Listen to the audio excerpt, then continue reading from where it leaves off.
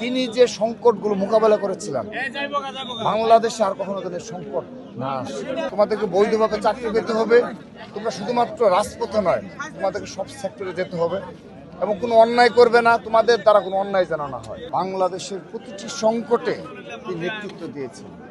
শহীদ রাষ্ট্রপতি জিয়া রহমান বীরোত্তম শাহাদাতের পর তারপর থেকে বাংলাদেশের প্রতিটি সংগ্রামে সংকটে একক নেতৃত্ব হিসেবে আবির্ভূত হয়েছিলেন দেশনেত্রী বেগম খালেদা জিয়া। বিশেষ করে বাংলাদেশ যখন একটা ফ্যাসিবাদী রাষ্ট্রে পরিণত হচ্ছিল, বাংলাদেশের যখন স্বাধীনতা সার্বভৌমত্ব হুমকি সম্মুখীন হচ্ছিল, তিনি তখন দৃঢ় মানসিকতায় এককভাবে বাংলাদেশ পন্থীকে নেতৃত্ব দিয়েছেন।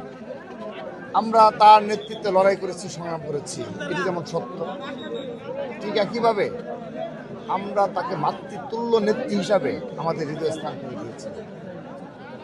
আমরা বাংলাদেশ জাতীয় ছাত্রদল শহীদ রাষ্ট্রপতি জিয়াউর রহমানকে এই প্রজন্ম পাইনি, কিন্তু আমরা পেয়েছিলাম দেশনেত্রী বেগম খালেদা জিয়াকে, যার আপোষহীনতা এবং যার প্রতিটি বাক্য আমাদের হৃদয়ে গেঁথে থাকত। তিনি এমন সব উপদেশ দিতেন যে উপদেশগুলো অনেকাংশে বাইরে আসতো না, মিডিয়াতে তিনি বলতেন না।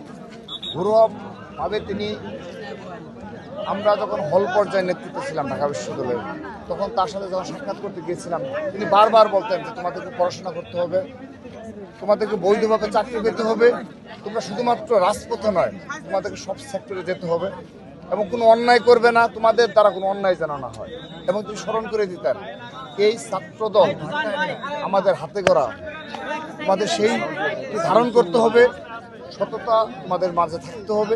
তিনি বারবার যে বাংলার যে সহজ সরল যে কথাগুলো, সেগুলো ধারণ করার জন্য আমাদের বারবার নির্দেশনা প্রদান করতেন।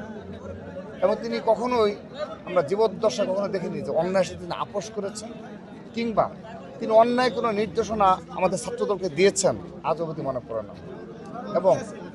এবং জুলাই আগস্ট গণ অভ্যুত্থানের সময় তিনি যখন অসুস্থ অবস্থায় ছিলেন, তখন তিনি জানতে চেয়েছেন যে দেশের কি পরিস্থিতি, বিশেষ করে ছাত্রদল কি করছে, তিনি বিভিন্ন মাধ্যমে জানার চেষ্টা করেছেন।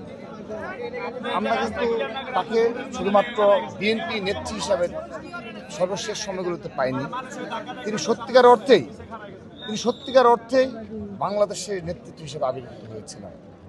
তো আজ তাকে আমরা হারিয়েছি।